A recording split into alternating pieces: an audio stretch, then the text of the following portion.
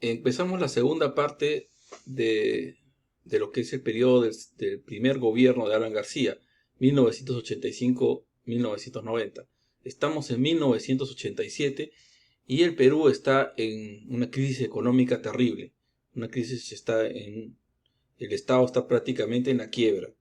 Ya no hay dinero.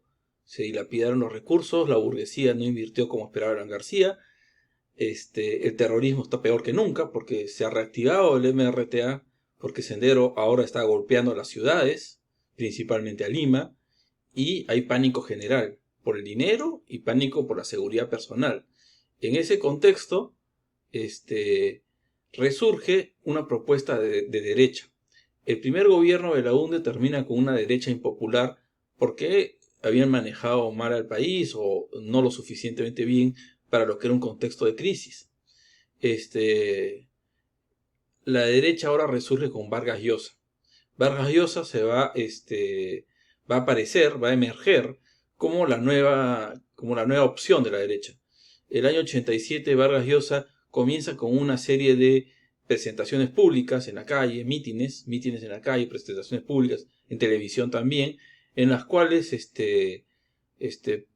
se opone enérgicamente a la estatización de la banca, se opone enérgicamente a la estatización de la banca y a otras medidas estatistas de Alan García, y, y propone un gobierno de corte liberal, ¿no? Recuerden que Belaúnde había dudado entre el proteccionismo y el liberalismo. Alan García se había pasado a un proteccionismo total. Bueno, la propuesta de Vargas Llosa es un liberalismo fuerte, o sea, un gobierno liberal duro, de fuerte, ¿no? De fuerte liberalismo económico. O sea, exactamente lo contrario a lo que estaba haciendo Alan García. Entonces, eso le gana popularidad a Vargas Llosa, por supuesto que sí, y la derecha reaparece en el escenario político con fuerza. Ese resurgimiento de la derecha como opción.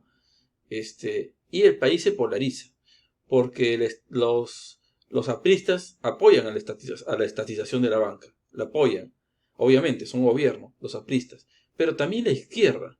La izquierda también apoya a la estatización de la banca.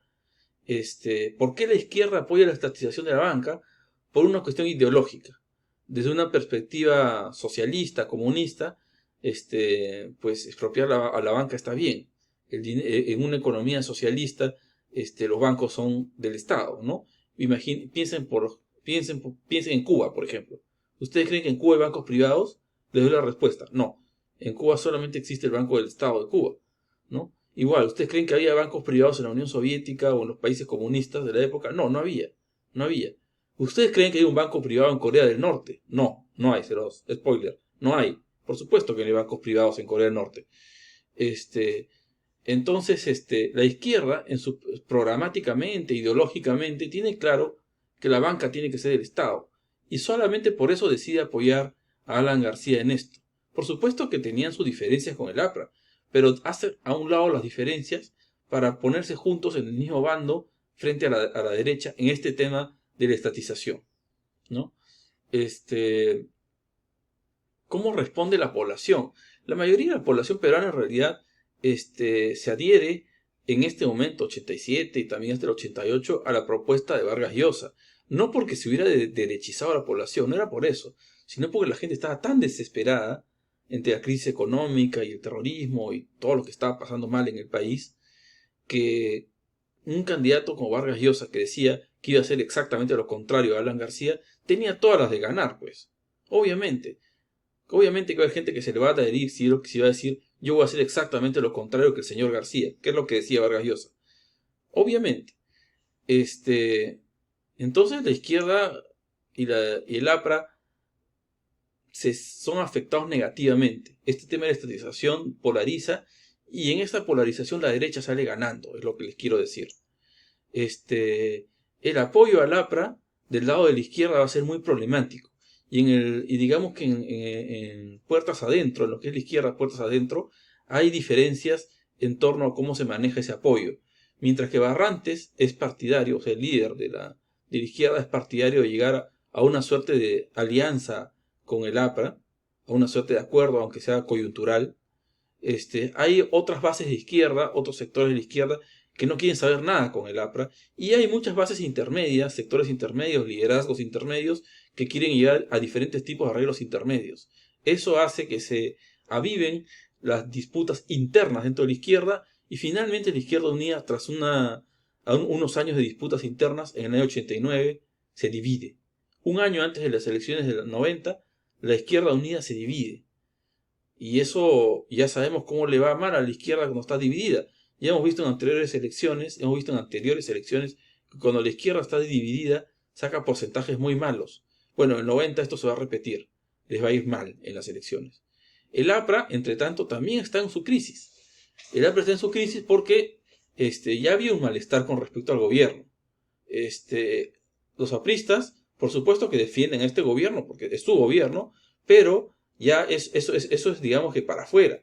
Para adentro, sí se dan cuenta que el gobierno es pésimo. Es la verdad, el gobierno está manejando muy mal. Está manejando muy mal al país y lo saben los apristas. O sea, pero prefieren resolver ese tipo de cosas internamente. Entonces Alan García recibe un cuestionamiento dentro del APRA, que es liderado principalmente por Luis Alva Castro, que lo critica a Alan García sobre todo por el mal manejo económico, lo cual es irónico porque Alva Castro había sido ministro de Economía entre el 85 y el 87, ¿no? Ustedes saben en sus conclusiones, o sea, él es ministro de Economía cuando se toman las peores medidas y luego criticas al gobierno, al presidente por manejar mal la economía. Eso puede llamarse de diferentes maneras, dejo a ustedes que reflexionen, no voy a decir lo que pienso al respecto, creo que es un poco evidente que Alba Castro no estaba en la mejor posición para decirlo, sin embargo lo decía, y lidera una corriente interna dentro del APRA que se opone a Alan García y consigue cosas increíbles. Alba Castro logra ser elegido presidente de los diputados de la República, porque era diputado, logra ser elegido en el 88 como secretario general del partido, o sea, como líder del partido. Y esto a Alan García no le gusta nada. Pero esto significa que Alan García ya no tiene el liderazgo del partido. Es el presidente de la República, pero ya perdió el liderazgo del APRA. Finalmente, en el año 90, Alba Castro va a ser el candidato del APRA, contra la voluntad de Alan García. Alan García está pasándola bastante mal. Son los años, es el ocaso de su gobierno. Pero no solamente el ocaso de su gobierno, es el ocaso del esquema intervencionista. No voy a analizar a fondo los resultados de las elecciones municipales del 89, también les he puesto las elecciones municipales del 86 para que las vean. Solamente quiero resaltar dos datos acá. Uno, que es evidente el 89 que la derecha, el Movimiento Libertad y aliado a la Acción Popular y al Partido Popular Cristiano habían conformado al FREDEMO, Frente Democrático, que es la propuesta de la derecha de este momento, ha renacido y, bueno, es la primera opción política en las elecciones del 89. Saca un tercio de los votos del país. Pero lo que más llama la atención es lo que pasa en Lima. En realidad, gana un candidato independiente, Ricardo Belmont, ¿no? Dueño del canal RBC, un canal de televisión.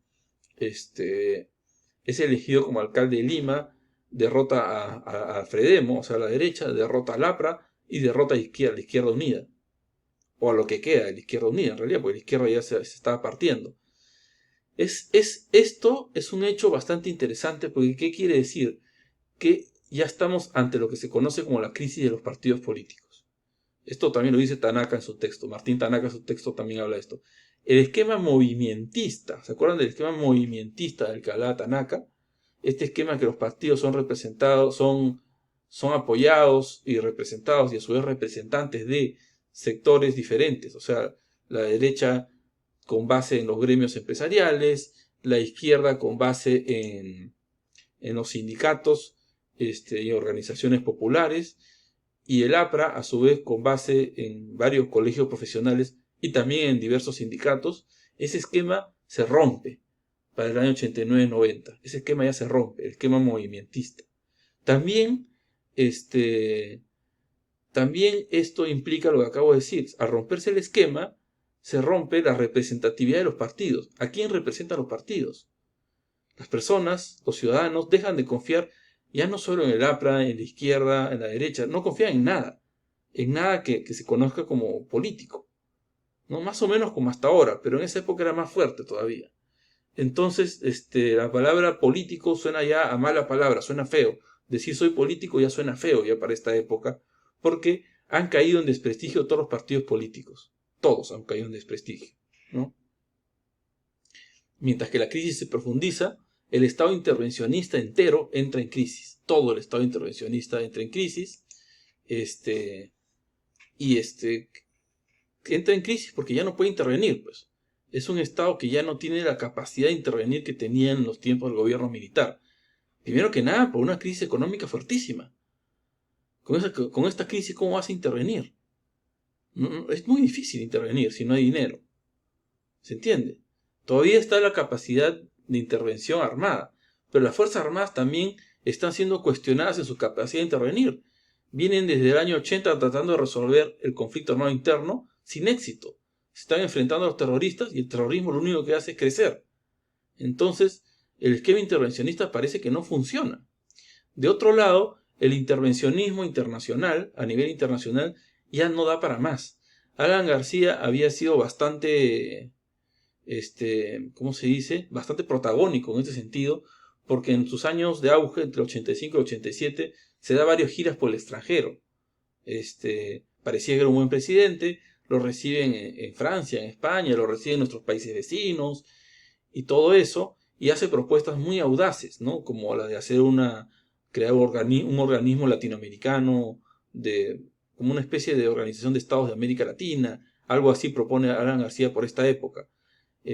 Cuestión que es muy fuerte, porque Alan García busca, además, arrebatarle el liderazgo internacional a alguien que ha tenido mucho más trayectoria que él. Me refiero a Fidel Castro. Alan García le intenta arrebatar el liderazgo internacional en el tema del latinoamericanismo a Fidel Castro. Eso es muy audaz. Pero eso habla también de una época que ya se está acabando, que es la época del Perú como intervencionista, no solamente de Alan García, de un Perú que propone hacia afuera, ¿no? Piensen en Belaúnde y en la Guerra de las Malvinas. Belaúnde en la Guerra de las Malvinas apoya a Argentina en el año 82 en una guerra contra Inglaterra. Y hay diferentes aviones peruanos, algún personal militar peruano capacitado que participa en esa guerra. Peruanos combatiendo contra Inglaterra. ¿Ya? O sea, eso es intervencionismo, pues. Eso es intervencionismo. Las medidas de Velasco, que parece que hizo un amago, o de repente más que un amago, parece que tenía un plan para recapturar Arica. Eso parece que es más que una leyenda, parece que tiene bastante desierto. Entonces es un Estado que está dispuesto a intervenir en el extranjero si es necesario. Belaúnde en el año 81, ganando de manera apabullante a Ecuador en un escenario bélico, en la guerra del Falso Faquilla. Y más sucesos como ese nos hablan de una época que ya se termina, porque el Perú, entre que está en una crisis económica atroz, y entre que el terrorismo está avanzando, entre que hay muchos compatriotas de diferentes ya sectores, porque para el 90 ya gente de toda clase social se va, migra fuera del país, ya no solo clase media, sino clase alta, y también gente de clase baja se va del país. Ya el Perú no está en condiciones de seguir interviniendo. Y es en esta coyuntura que llegamos al año 90 y el año 90, vamos a ver a partir de la semana 11, es cuando Fujimori, gana las elecciones, y con Fujimori va a llegar un nuevo esquema, que es el Estado neoliberal, que es el esquema que dura hasta hoy, el esquema del Estado neoliberal. Eso lo vamos a ver a partir de la siguiente semana. Por ahora, que quede claro que el ciclo que abre Velasco en 1968 del Estado intervencionista, llega a su fin en 1990. El Estado intervencionista, para recapitular, ha tenido dos etapas. Una del año 68 al año 80, la etapa militar, y otra del 80 al 90, la etapa civil. 90 se termina el intervencionismo y comenzamos con el esquema del Estado neoliberal, que lo veremos la próxima semana. Muchas gracias por su atención. El jueves nos vemos en clase. Hasta luego.